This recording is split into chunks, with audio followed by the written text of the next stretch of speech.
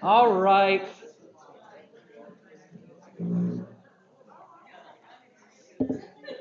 Kathy, I thank you for getting me coffee. Appreciate it. You're a lifesaver.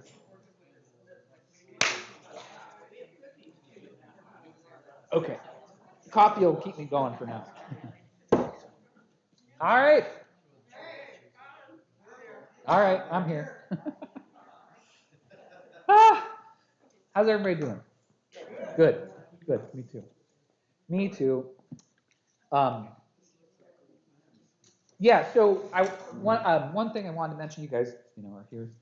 Um, so what I'm going to do for the first time ever is put together a video, maybe this week, maybe next week, going over the different memorials that are occurring at Synod Assembly, talking about them and reporting back on what, how things transpired. Yeah. Do you have a video of that speaker?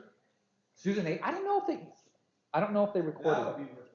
I was telling Paul, the keynote speaker, which I was extremely ecstatic to have a keynote speaker, because the previous Synod assemblies prior to Bishop Laurie that were in person, we didn't have keynote speakers, which is something that I missed greatly, because I love hearing from somebody that's not in our synod and that's not Lutheran. That was fantastic. So the keynote speaker was a lady named Dr. Susan Abraham, who I can look her up to what university does she teach at? Marymount. No, that's Loyola. That's not where she's teaching now. Well, she's taught at Harvard, Loyola, a couple of different places. She's at some place in New York right now. I can't remember. Super fascinating lady. Despite what her name might indicate to you, she's actually from India. She is Indian. She grew up there. And so her presentation was on a lot of things, but kind of like one of the major things that she was talking about is the difference between the way in which we teach in quote unquote the West versus how teaching is done in the East. These are broad generalizations, but Western teaching, Exhibit A, is primarily in a lecture format, right? Where the lecturer has a bundle of information that they are trying to transfer to the lecturee. Is that a word? Right? And of course, that there are better and worse forms of that. Contrasted with Eastern teaching, which is, she used the Sanskrit word, primarily done through sutras or through questions, right? And so the major way that teaching is done in where she was raised, is that the teacher poses a question to the students and then lets the students beat their head against that wall and hopefully learn something from that process. And so the question that she posed to us yesterday, which was kind of the launching for her entire talk, it was the Snake Sutra, and it is, how do you pick up a snake? How do you pick up a snake? Very carefully, yeah. That's, and of course me, because I'm such a, a precocious student. Right? You're smarter than I am, Dorothy. I was like, well, you grab it behind the head, right? So it can't turn around and bite you, and that's how you pick up a snake. And you know what she said? She said, why do you want to pick up a snake? Snake's just fine where it's at. You're fine where you're at. Leave the thing alone. That was literally, that was her lecture, was expounding on that. So congratulations to this group over here. You guys would be A students. But one of the things that she got to towards the end, which was fantastic, which I thought about drawing into my sermon today, was she was talking about, the maturation process of faith. And she was talking about how many of us, and arguably for a long part of the history of Christianity, imagined God as a heterosexual white male with a long beard, right?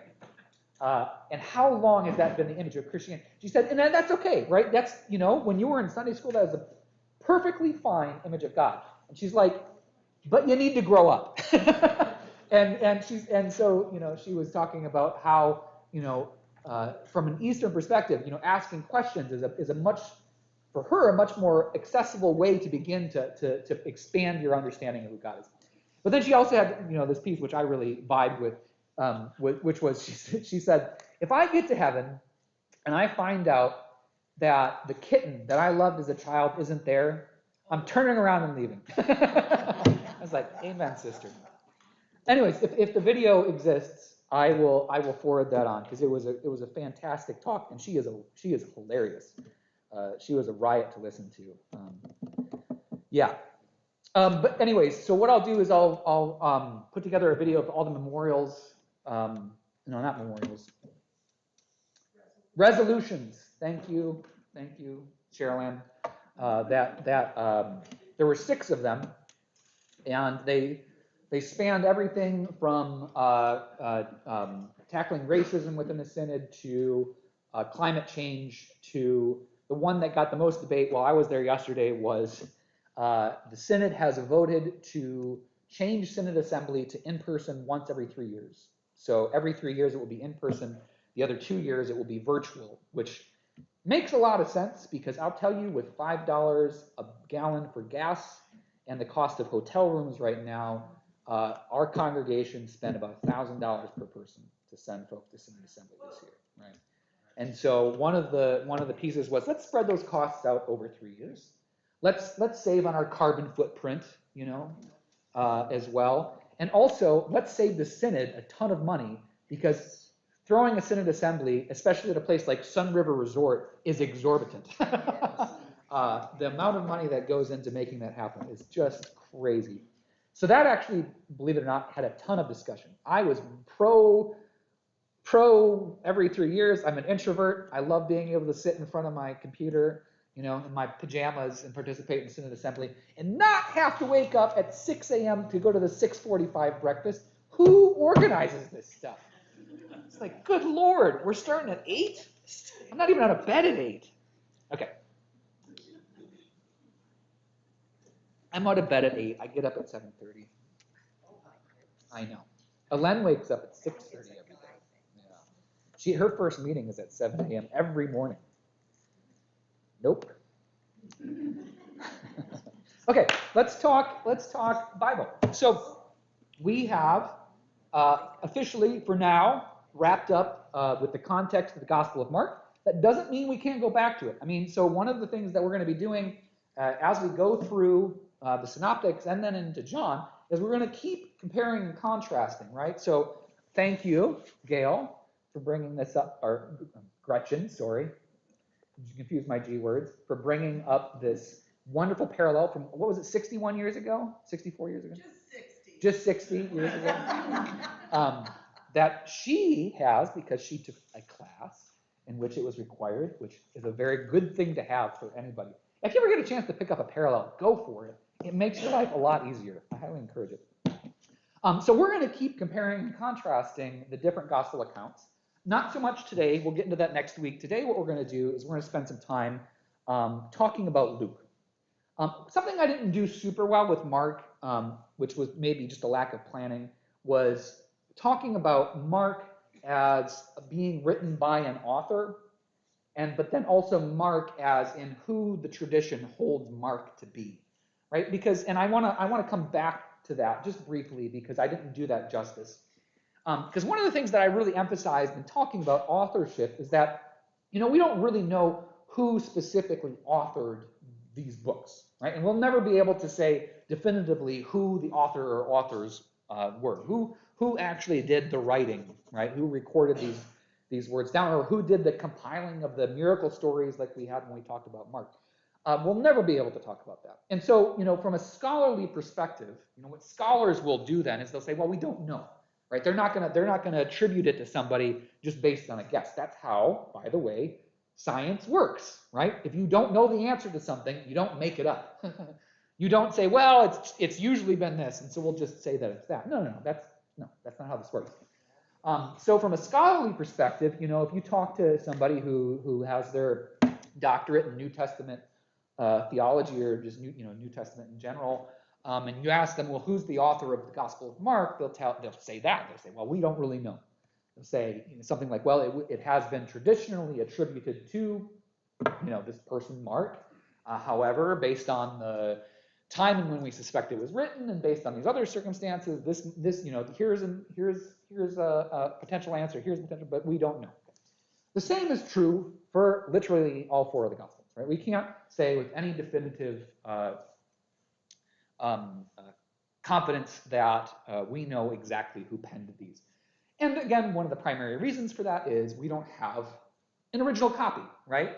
We don't have an original copy of any of this stuff. Most of the fragments that we have date to 3rd century, 200s.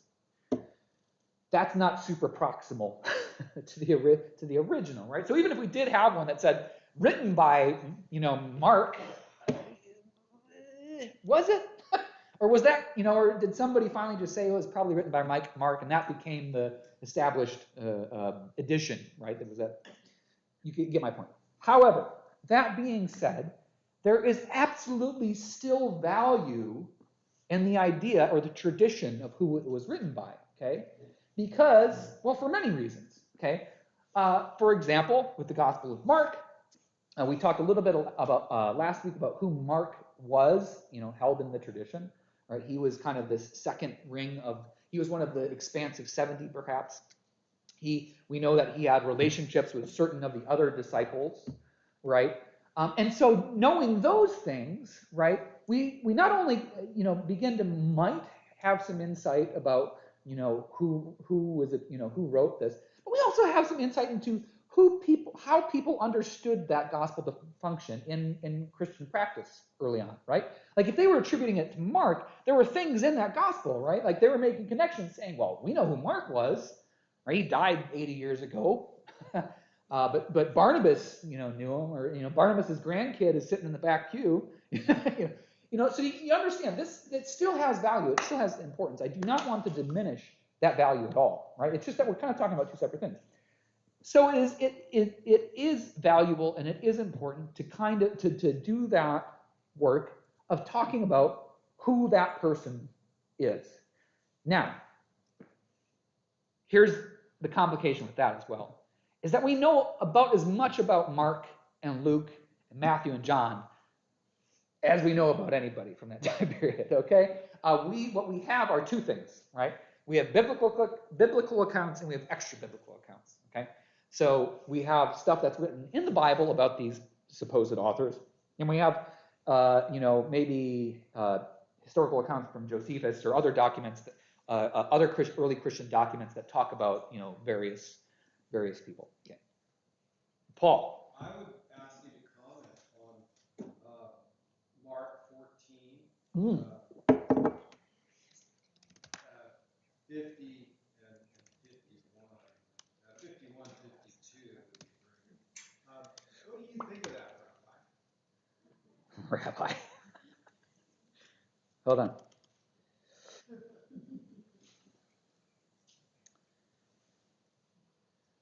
All of them deserted and fled? Yeah. Okay, hold on, let me read it. And then a certain young man was following him, wearing nothing but a linen cloth. They caught hold of him, but he left the linen cloth and ran off naked. Yeah. Is that Peter? Well, no, it sounds like Peter. Yeah. Peter's the one that likes to get naked and jump out of boats. Or he was naked then. The great speculation is that's John Mark, right? Yeah. That's the guy. What we know about John Mark. This is it. He was a nudist. But similar, right? These supposed self-referential things, they don't exist in Luke so much, but they exist in Matthew and John. John loves talking about the most loved disciple, right? The beloved disciple, the one that Jesus loved. The one that Jesus loved the most. It's so passive aggressive. Jeez, this is also a reason that I roll my eyes at John. That's great. Thanks for that, Paul. So what was that passage? What was it? Mark 14. I have to read it. Mark 14, 50 through 51. Oh, yeah, sorry. Yeah. But he left the linen cloth. That's his little cameo appearance in the movie. He just got out of the shower. Was he the one that walked in, was on the beach with no clothes on and then put his clothes on and walked into the water? No, that's before. So this is the scene of the ear cutting off. This is Jesus' arrest. So they come in. Judas walks up, kisses Jesus. They come in and arrest him. Well, it doesn't say who, but in this, it's traditionally Peter grabs the sword, cuts off the high priest's ear, or the slave of the high priest's ear. Jesus says, "Have you come to arrest me?" Et cetera, et cetera, et cetera.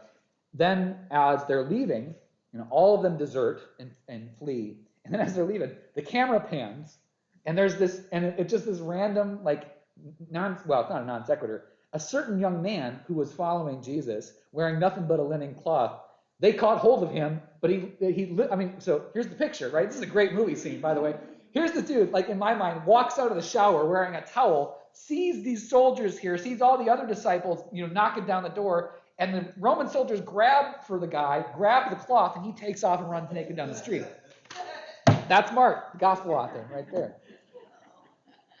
People always roll their eyes at me when I'm like, the Bible is hilarious, right? You just don't read it with the right sense of humor. Who is naked and put their clothes on and jumped in? That was Peter. That's when I was referring to. Yeah, so Peter was naked in the boat, And he put his clothes on and jumped out of the boat.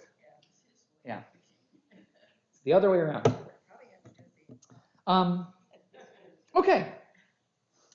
So let's talk Luke. Probably the most important thing, which I referenced in the sermon this morning, to know about Luke, is that we are pretty sure that Luke and Acts were originally one long narrative in, 3 parts, actually. Okay. Excuse me. So you could actually take Luke, Acts, stick them together, and then cut Luke at the Galilean narrative. And those are the 3 parts. So it's Luke up through the Galilean narrative, crucifixion narrative, and then the Acts, what we refer to as the Acts of the Apostles. Okay. Why do we know this? Several reasons. Number 1, because he says so. The gospel author literally says so. We'll read Acts 1 in a little bit, and we'll read Luke 1 in a little bit. But also, and this is something that scholarship has done extensively in critiquing biblical, what's the word I'm looking for? Biblical traditions, biblical literature is comparing styles and types of writing, right? So, for example, this is yet another reason that we hold that the end of the Gospel of Mark, is the longer version, is not original to the Gospel of Mark. It's because the writing is different. This is the reason that some people have argued that John 21 is because there's some subtle changes in the writing. This, by the way, is how we know that many of the letters that were attributed to Paul actually weren't written by Paul. Okay, so this might be the next series of courses, is talking about the epistles, right? So Paul traditionally, in the same, except for letters that say specifically that Paul didn't write them, letters of John, other ones. But then, over the course of time, people have gone back and they've realized, well, this doesn't sound anything like what Paul said in Romans or Galatians or Corinthians, right? And so roughly half, right, of the letters that were attributed to Paul are now what are referred to as the pastoral epistles, right? That's kind of a catch-all term that we use to describe the ones that were written in the tradition of Paul but were written by somebody else. Most likely, pretty darn likely, okay? Which is something to, that's always something to hold, right? I always encourage people to take letters like, well, Timothy is interesting, but the later epistles, take it with a grain of salt. Titus, yes, Titus is right out. But take Paul with a grain of salt, for God's sake. I mean, he was a human being as well, and that's okay. But that is an important thing to understand, especially when you're comparing and contrasting something, which one of Paul's more profound works for me, like the Gospel of Romans or the letter to the Galatians, not the Gospel, letter to the Romans, the letter to the Galatians, with something like Timothy or I love Philippians though, the later stuff. Even Ephesians, I'm not a huge fan, but that's a different one. So Luke, written by Luke, Acts, all one narrative. Okay, why did we split it up? I don't know. Made sense, I guess. right? Perhaps it never actually existed. That perhaps they were two separate things. I don't know. Or perhaps it made sense to have, the four gospel accounts at the beginning of the New Testament. One of the things that we really attribute like divine inspiration to, which really isn't, is the structure of the New Testament, right? Like the order in which the books were put. Somebody asked a great question, why do we put Matthew first? It's like there are good reasons for it, but they're not like divine reasons, right? There's no, don't quote me on this to the seminary or anything. No, I'm kidding. but don't get worked up over that stuff. That's, to use a Greek phrase, adiaphora, right? It's important, but it's not the hill you need to die on, right? So, why did we come up with the order? Because it made sense at some point, or perhaps it was just tradition, which you'd be amazed at how many things were just tradition that we, sacred cows and all that jazz. Okay. So Luke, Acts, written by the same person. So one thing I would encourage you to do at some point, if you have the time, is to read that entire narrative, right? Sit down, start in Luke chapter 1, and read through the end of the Gospel of Acts. It really kind of changes how you understand the story of Jesus to function. Because at least for the author of Luke, the story does not end even with the resurrection. The narrative goes all the way through the spreading of Christianity. For him or her, that's the most, I should say that's the most important part. That is a really important part of the Jesus narrative, is that the work of Jesus does not end after Jesus dies and is resurrected, right? And you can see a really easy bridge between end of Luke and beginning of Acts, okay, which I'm going to read in a second. Here's another interesting piece about the Lucan narrative, is it's dedicated to somebody. Does anybody know? Paul, you can't answer. Does anybody know who the Luke Acts narrative is dedicated to? The God lover. It's dedicated to a person named Theophilus, which in the Greek, Theo, God, Philus, love. Who is it? No idea. Right? It was maybe a friend of the author, maybe a student. We don't know. I'm going to read Luke 1 through 4, just to kind of give you some context. Oh, one more thing. Part of the problem, too, is, again, in how we split the Bible up in our lectionary readings, we never read this passage. I don't think, is this included in the birth narrative? I don't think it is. I think even when we get to Advent Christmas, we start with, in the days of King Herod of Judea. Okay. We never read this, right? We conveniently, it's not intentional. We're not trying to hide anything. It's just, okay. 1:1, since many have undertaken to set down an orderly account of the events that have been fulfilled among us. Okay, so right there, we've got a really interesting statement, which is the author is saying right off the bat, he isn't the first person to write about this stuff. Okay, really cool. Since many have undertaken to set down an orderly account of the events that have been fulfilled among us, just as they were handed on to us by those who from the beginning were eyewitnesses and servants of the word. Okay, so was this somebody who witnessed these events firsthand? No, by their own lips. No, they were told these events by somebody else. Okay, just as they were handed on to us by those from the beginning were eyewitnesses and servants of the word, I too decided, after investigating everything carefully from the very first, to write an orderly account for you, most excellent Theophilus, so that you may know the truth concerning the things about which you have been instructed. So, there are several theories about who Theophilus is, but my favorite is that Theophilus is us. It's everybody who's reading this who loves God, right? So what Luke is saying straight up front, he's not writing it to some guy who's named Theophilus. It's kind of a weird name, right? In fact, it would be as weird as naming your child God Lover, which I'm sure there's somebody out there named God Lover. May not, well, never mind. I'm not going to get into that. But long story short, this probably, this preface is probably Luke's way of saying, I researched this. I wrote this based on, my conversations with eyewitnesses. I put this all together for all of the community of people who love God, right? Which you could argue is the early Christian church. Okay. This is a passage that I would love to point every biblical literalist to. Every single time, right? And again, I'm not here to disparage biblical literalists. They do that on their own. What I want to say to people is, this is a self-referential statement right at the beginning of what we hold to be, the gospel, one of the holiest of texts for us Christians.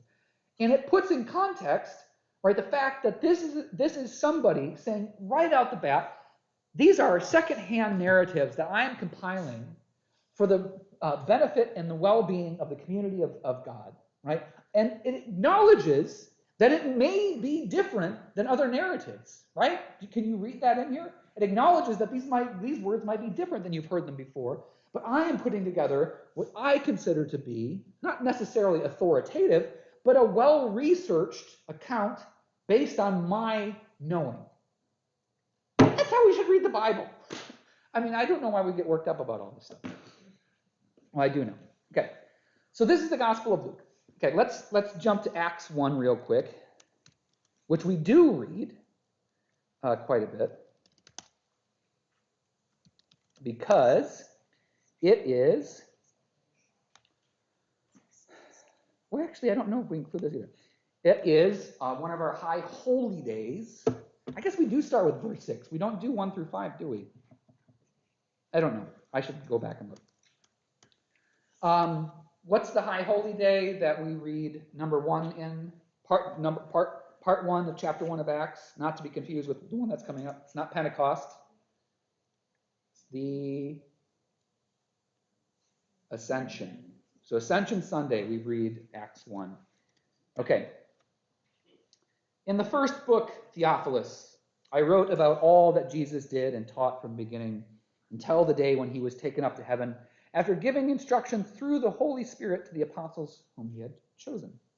After his suffering, he presented himself alive to them by many convincing proofs, appearing to them over the course of 40 days and speaking about the kingdom of God. While staying with them, he ordered them not to leave Jerusalem, but to wait there for the promise of the Father. This, he said, is what you have heard from me. For John baptized with water, but you will be baptized with the Holy Spirit not many days from now. This is cool stuff. I get such a kick out of this. So, again, why do I mean, this is pretty 100% clear evidence of the link between the Luke and the Acts narratives. Here is the author referring to their previous book, which we know to be Luke, based on the receiver, Theophilus, to whom he is writing this stuff about. But notice right here also we get this really kind of neat overarching summary of the post-resurrection events. Right? Luke, the gospel author, the author of Acts, pretty plainly lays out the narrative. And he talks about how Jesus, who was thought to be dead, was seen to be alive. He presented himself to these people with many convincing proofs. I love that line, right? The first person that pops into my head, of course, is the doubter, Thomas, many convincing proofs. And then appearing to them over the course of 40 days. Right here, folks, is why we have the worship schedule that we do post-Easter, right?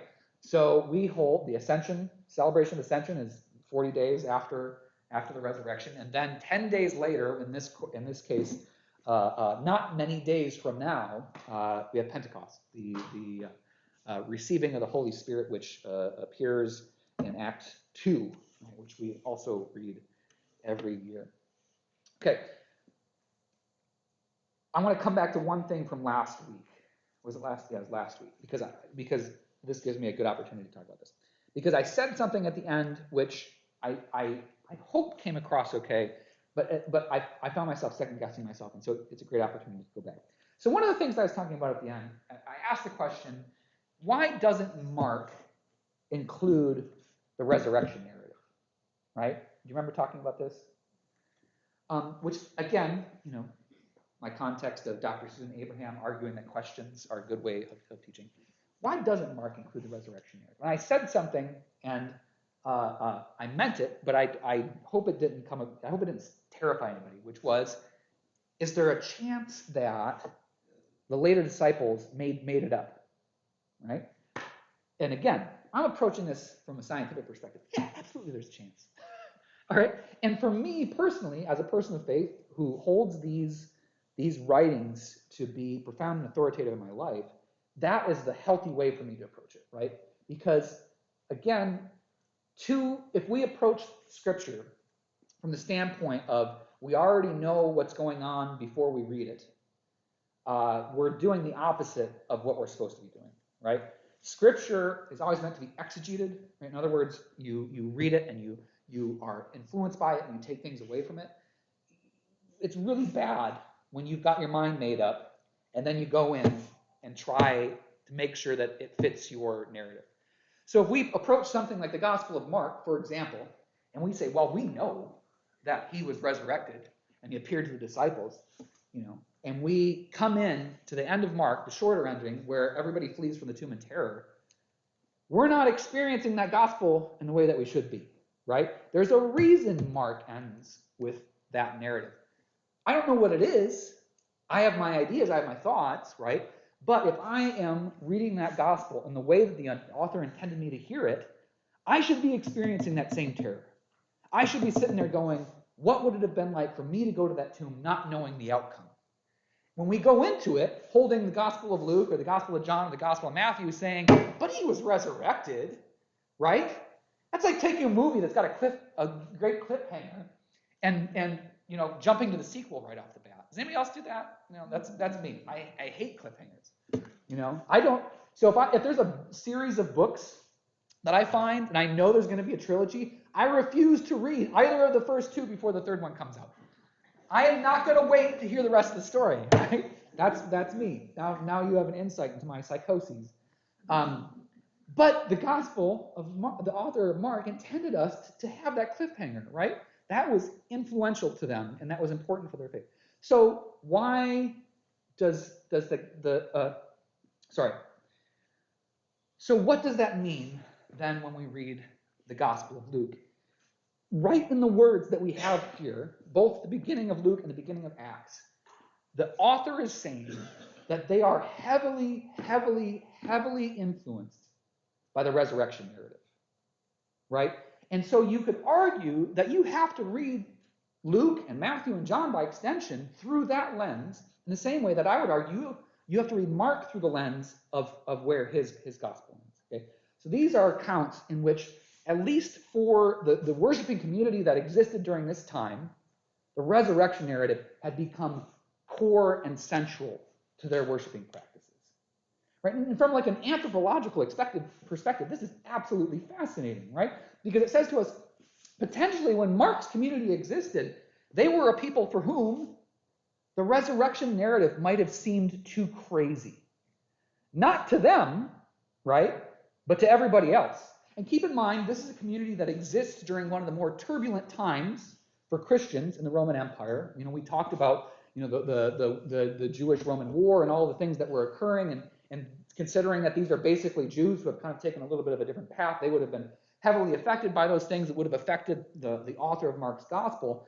If these are people that are trying to convince other Jews to follow Jesus, what's it going to sound like for them to say, well, he didn't really die? Right? No. He got up 3 days later, right? We saw him. Yeah, we saw him. Yeah, he appeared in the middle of a locked room. Can you believe that stuff? How does that sound? It sounds crazy, right? Somebody came to me and said, Jesse, thanks so much for doing that funeral for my mother last week, but you know what? She showed up. She showed up in the middle of the night. I touched her. I would be calling Elder Protective Services, right? No, I wouldn't. I wouldn't do that. No, I would hopefully listen genuinely, right? But that's how it sounds.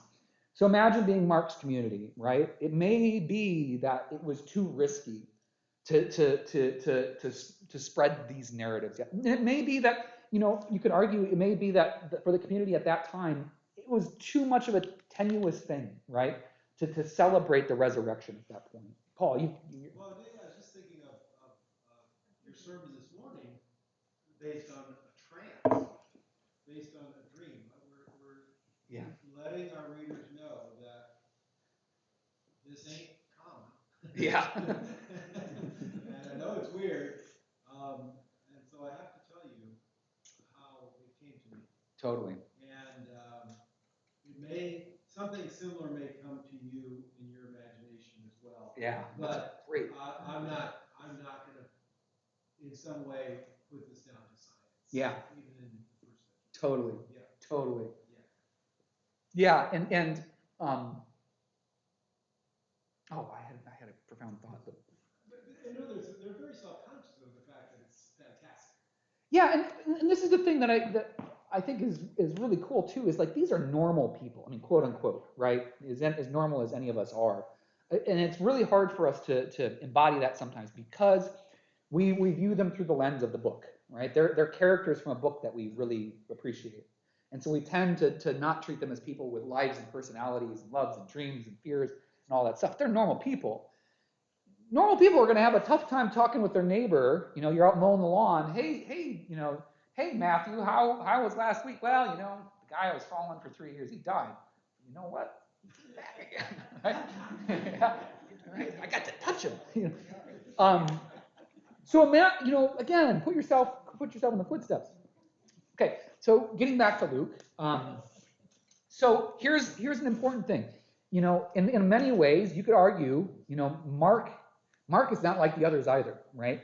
So when we start with the Luke and the Matthew and the Johannine narratives, these are narratives that all include a resurrection, right? So adjust your lens a little bit in that.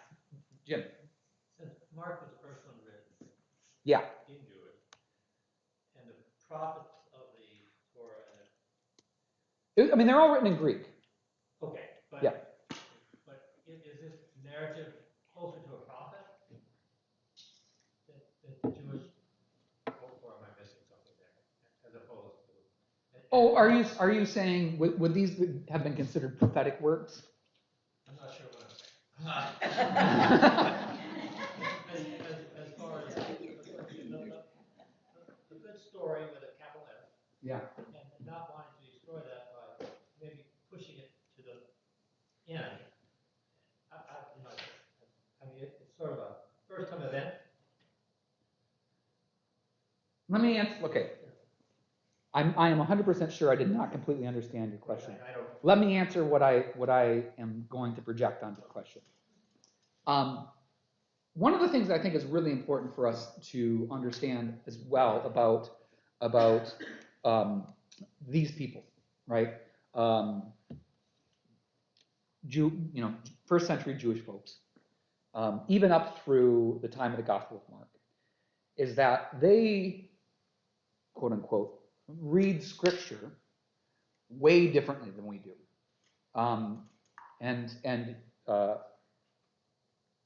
One of the things, and again, this is a modern bias that we have.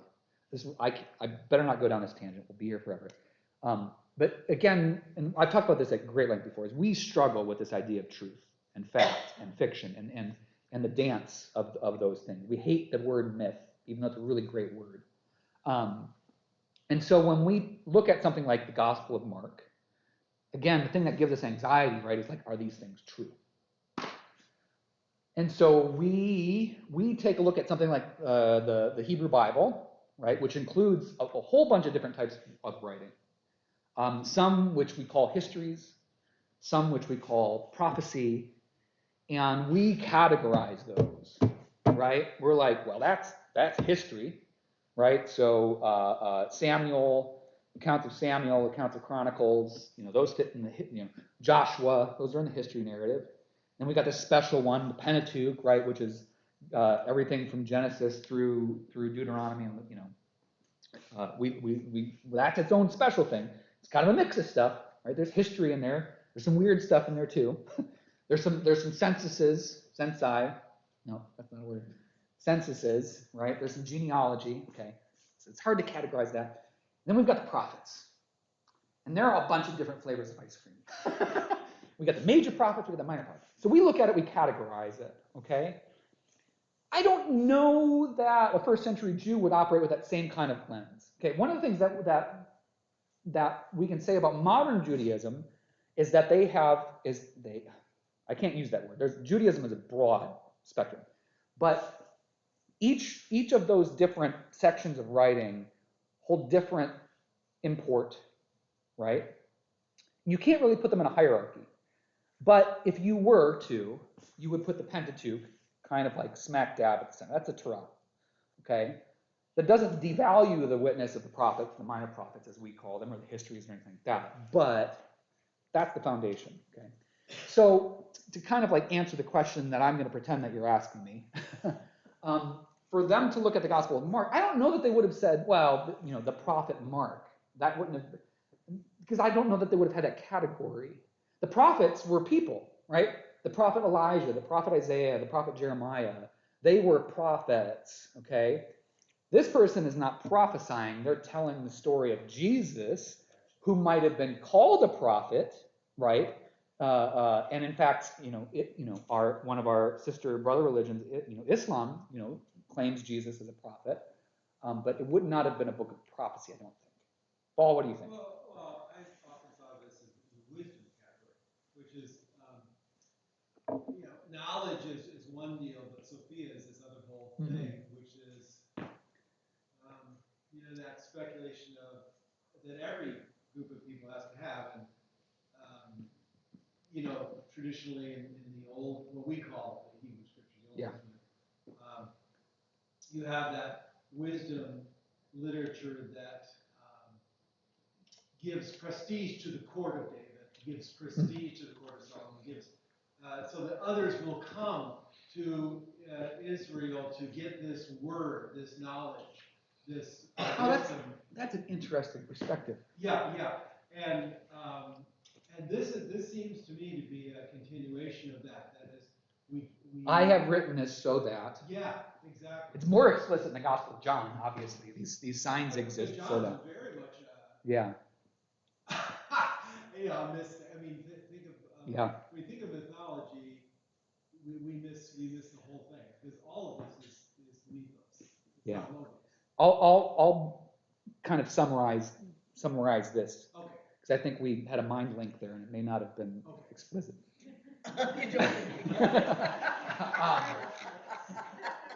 So one part that I didn't mention that exists in the Hebrew Bible, the Old Testament referred to it, one category that we have is wisdom literature, right? Which includes some fantastic stuff as well, okay? Wisdom literature, as Paul was explaining, was a way to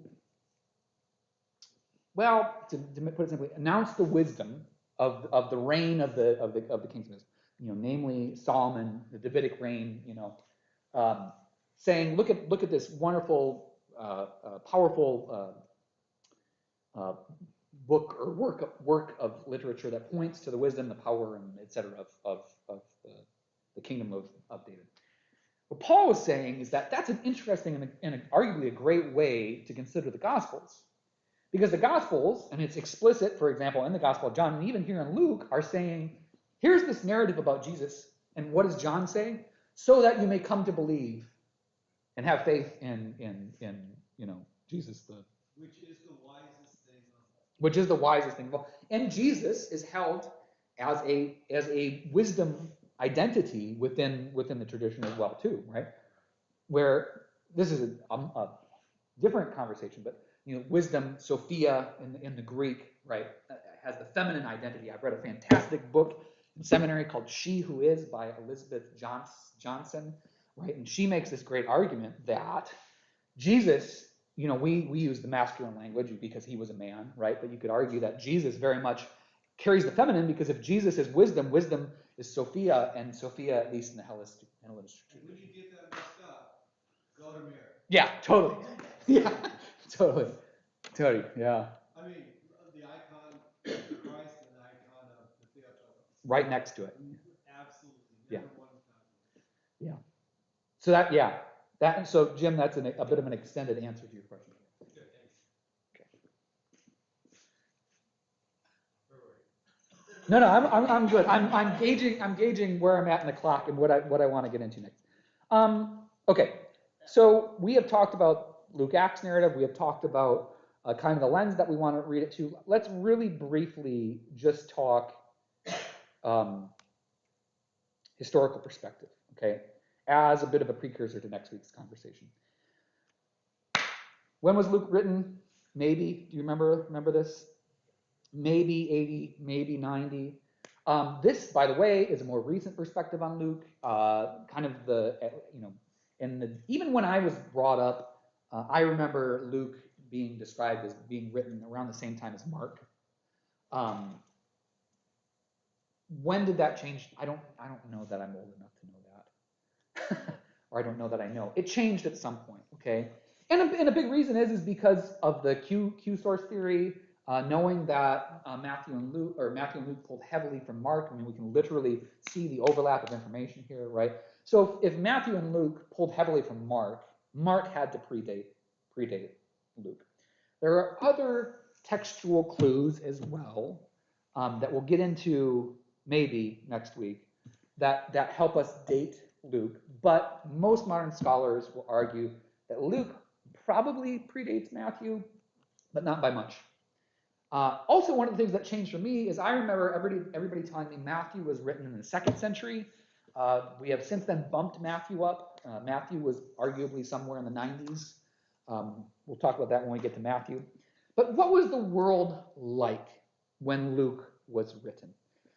Well, one of the things that's true is it wasn't quite as bad in terms of Christian persecution.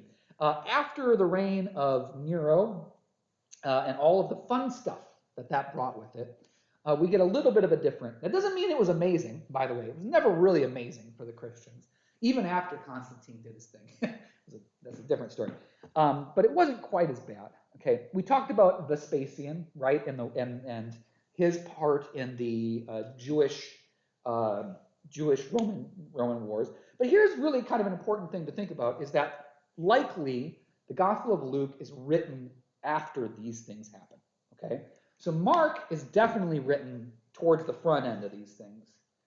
Luke is written after the fall of the temple. Luke is written after the events at Masada, and some time after as well, towards the end of the reign of Vespasian, who dies in 79 Common Era, right? Okay. Vespasian reigns for 10 years. It's pretty.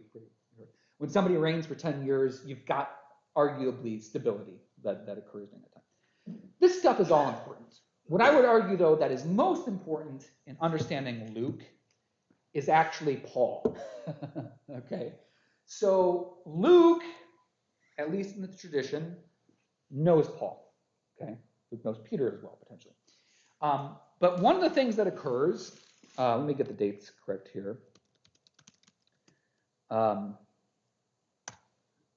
One of the major things that occurs during, well, it's not during this intervening time, it's occurring while the Gospel of Mark is being written as well, is that Paul is doing all of his jazz, right? So this happens in the 60s. By the time Luke is written, Christianity has spread.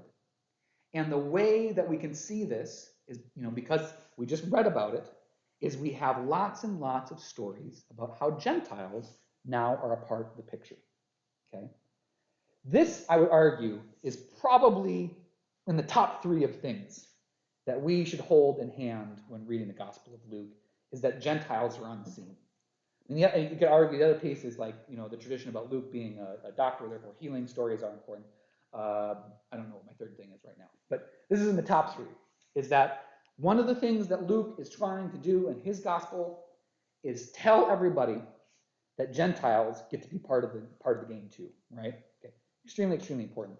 This is also why I would argue it's really good for us to read Luke and Acts in one big chunk. Because if you read today's story, Acts 11, about this conversion experience that Peter undergoes in acknowledging that Gentiles belong in the community of God, and you project that back onto the Lucan narrative, it helps make a lot more sense of a lot of the events that are occurring in the Gospel of Luke, and it helps make a lot more sense of the way that Luke tells the story.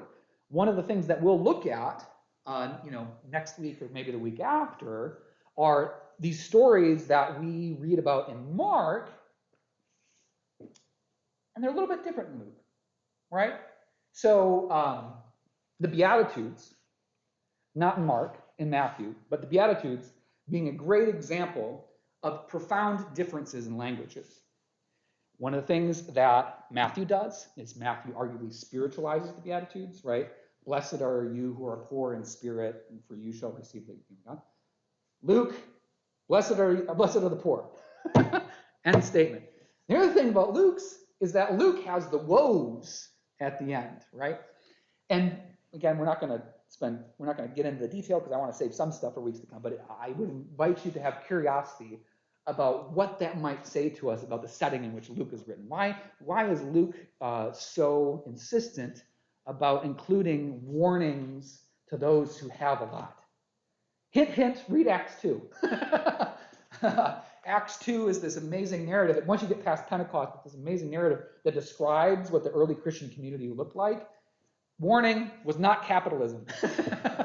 Was very non-capitalistic. And this is not going to be a diatribe on Marxism and its benefits or anything like that. I'm just saying this will help you understand why Luke gives warnings to those who are wealthy.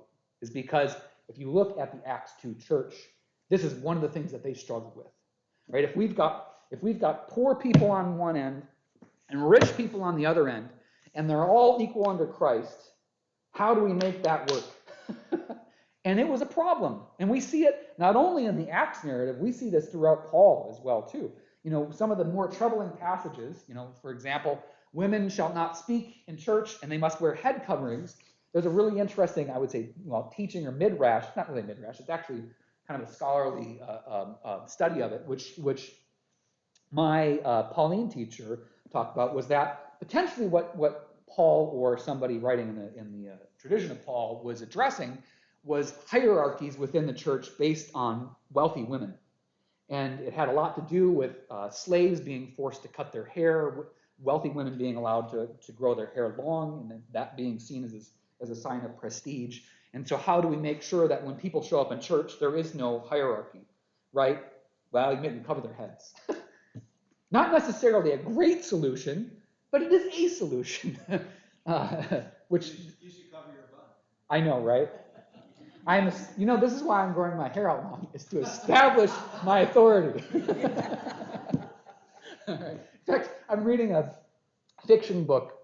It's fiction, but it's about Viking stuff, and apparently that was one of the issues, or that was one of the things, is that in the world of Vikings and Scandinavians and having your hair long was in fact a good thing. Hair and beard, by the way, right?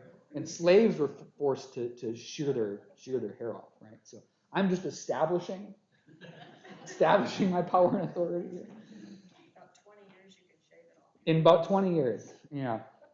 When I'm an old. No. When I'm still young and vibrant, just like everybody. Last piece, and then I'll let us go. Extending on the inclusion of the Gentiles. One of the other central pieces, and maybe this is my third important thing of Luke, is what you could argue is a call towards some kind of universalism that appears in Luke. Okay, which I don't know if that's still a scary word for us or not. Maybe it is. But when Luke talks about salvation, it's always salvation in the context of it being available to everybody, regardless of identity, right? Which is a theme that Paul picks up on eventually and runs with. But I would argue this is like the third lens that you need to read Luke through, right? Is Luke's concept of salvation is arguably significantly different than the other three Gospels, okay? What that also gives us insight into is that despite what the Acts narrative might have painted a picture for us of, the early Christian church was not all of one accord.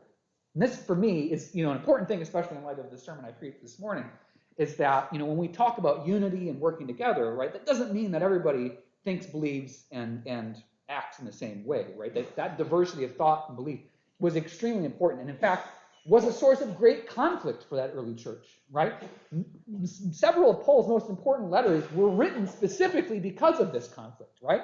Do Gentiles get included in the overall picture, or do they have to become Jews to belong, right? Do they have to, right? Do you know what I'm saying? Okay. Do I have to be more explicit, right? Do they have to go through the Jewish rituals? Or can they continue being Jews? Or continue being Gentiles? That's why circumcision occurs as an infant.